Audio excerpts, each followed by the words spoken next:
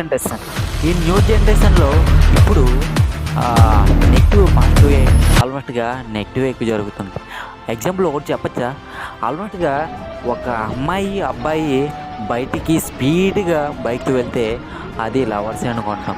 Example ఏంటంటే మనము వాళ్ళ అక్క, చెల్లి అనుకోం. ఎనీథింగ్ వాళ్ళు ఇంపార్టెంట్.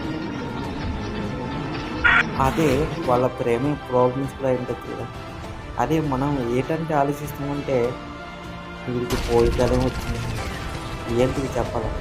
ఇప్పుడు ప్రజెంట్ జనరేషన్ ఎట్లా ఉందంటే అమ్మాయి బర్త్డే డేట్ల కన్నా ఓకే అమ్మ బర్త్డే డేట్లు చాలా మర్చిపోతాం.